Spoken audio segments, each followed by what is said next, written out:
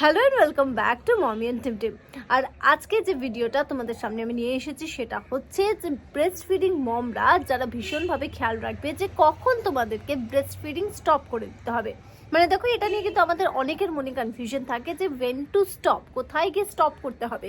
কারণ দেখো, এখন মানে 6 মান্থস পিওরলি পুরোপুরি আমরা জানি যে বাচ্চা হওয়ার পর থেকে প্রথম যে 6টা মাস, সেই 6টা মাস কিন্তু ভীষণই গুরুত্বপূর্ণ ব্রেস্ট ফিডিংয়ে। কারণ বলা হয় যে এই সময়ে যে ব্রেস্ট মিল্কটা, সেটা মায়ের যে ব্রেস্ট মিল্কটা, সেটার কোয়ালিটি খুব ভালো থাকে এবং বাচ্চার অত্যন্ত প্রয়োজন। কারণ সব থেকে ভালোভাবে হজম কিন্তু ব্রেস্ট মিল্কই হয় বাচ্চাদের। সুতরাং এই যে টাইম পিরিয়ডটা, যে প্রথম দিন থেকে বাচ্চা জন্মানোর পর থেকে এবং 6 মাস পর্যন্ত অবশ্যই অবশ্যই অবশ্যই শুধুমাত্র ব্রেস্ট ফিডিংয়ের ওপরেই কিন্তু ডক্টরসরা রাখার সাজেশন দেয়। এবং তারপর 6 মাস পর থেকে যেহেতু আমরা সলিড ইন্ট্রোডিউস করা একটু একটু বাচ্চাদেরকে খাওয়াতে শুরু করি, তো বাচ্চারা ব্রেস্ট ফিডিং এবং কিছু কিছু সলিড খাবার, যেগুলো ডক্টরসরা বলে থাকে, নারকেলের জল হতে পারে, ডালের জল হতে পারে, কলা হতে পারে, মিষ্টি আলু সেদ্ধ হতে পারে, আমরা একটু একটু বাচ্চাদের মুখে অল্প করে দিই। কিন্তু মেইনলি পেট ভরানোর যে খাবারটা, সেটা কিন্তু তখন আমরা ব্রেস্ট মিল্ক দিয়েই করে। সেক্ষেত্রে একটা বড়সড় কনফিউশন কিন্তু মায়েদের থেকে থাকে যে কি হবে, এবার কি, মানে এবার বাচ্চাদেরকে কতদিন মানে আর ফিট করাতে হবে বা আর করাতে হবে না, আদৌ সেই ব্রেস্ট মিল্কের যে কোয়ালিটি সেটা মেনটেন হচ্ছে কি না, এই সমস্ত কিছু নিয়ে একটা কনফিউশন থাকে।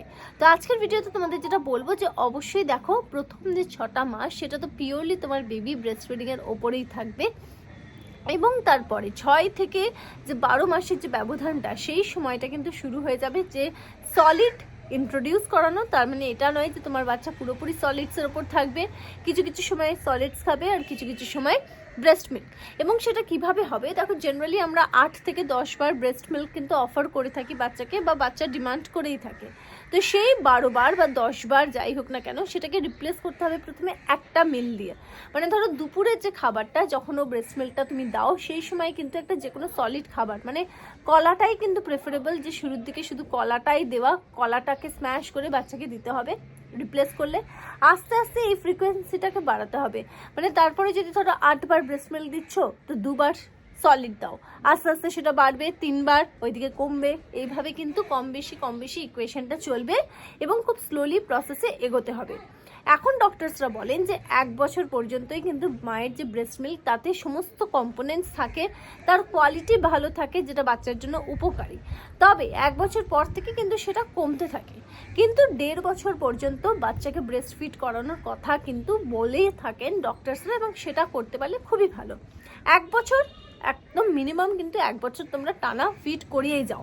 তারপরে অনেক মায়েরা থাকে যারা জব আবার জয়েন করার কথা ভাবে যে না, আর আমরা কন্টিনিউ করাতে চাইছি না।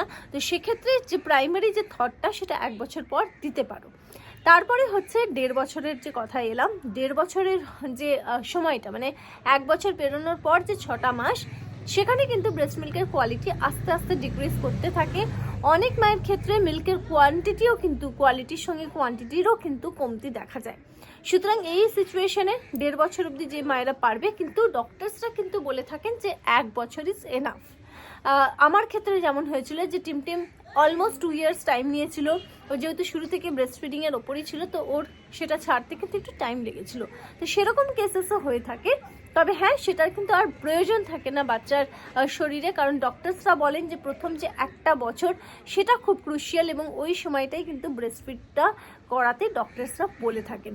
সুতরাং এটা ভীষণ একটা ইম্পর্টেন্ট পয়েন্ট। আর তোমরা দেখো, চেষ্টা করো মিনিমাম 1 বছর। 6 মাস তো কোনো প্রশ্নই হয় না, প্রথম 6 মাস তো তোমাকে ফিট করাতেই হবে। এবং আমি পার্সোনাল যে অভিজ্ঞতা এক্সপিরিয়েন্স দিয়ে বলবো যে মিনিমাম 1 বছরের আগে কিন্তু ব্রেস্ট ফিডিং ছাড়ানোর কথা একেবারে ভাবলে চলবে না। কারণ বারবার যে কথা বলে থাকি যে ব্রেস্ট মিল্কের মাধ্যমে তুমি তোমার বাচ্চাকে একটা লাইফ টাইম কিন্তু গিফট দিচ্ছ, যেটা তোমাকে ছাড়া কেউ দিতে পারবে না। আর সেটা হচ্ছে সবসময়ের একটা রক্ষা কবচ, যেটা কিনা বড়সড় অসুখ, বড়সড় কোনো সমস্যা শরীরে, সেটা থেকে কিন্তু রক্ষা কবচ হিসেবে কাজ করতে পারে এই ব্রেস্ট মিল্ক সারা জীবন ধরে। সুতরাং এই 1টা বছরের সময় যদি ব্রেস্ট ফিড করানোতে তোমরা টাইম ইনভেস্ট করো, তার পরিবর্তে তোমার বাচ্চা কিন্তু লাইফ টাইমের একটা রক্ষা কবচ বা একটা সিকিউরিটি পাচ্ছে, যাতে ওর হেলথটা ভালো থাকে। আর কোন মা এটা চাইবে না, তাই না? সুতরাং একেবারে কনফিউশন সরিয়ে একটা বছর মিনিমাম একটা বছর কিন্তু বাচ্চাকে ফিট করিয়ে যেতে হবে, ব্রেস্ট ফিট করিয়ে যেতে হবে। এই কনফিউশনটা আর রাখলে হবে না যে করা উচিত কি উচিত না, কতদিন নয়। সমস্ত প্রশ্নের উত্তর একটাই, যে মিনিমাম 1 বছরের আগে ব্রেস্ট ফিডিং ছাড়ানোর কথা ভাববেও না। আবার একটা নতুন ভিডিও নিয়ে দেখা হবে। খুব ভালো থেকো টিল দেন, আর বাচ্চাদেরকে খুব ভালো রেখো। Bye bye.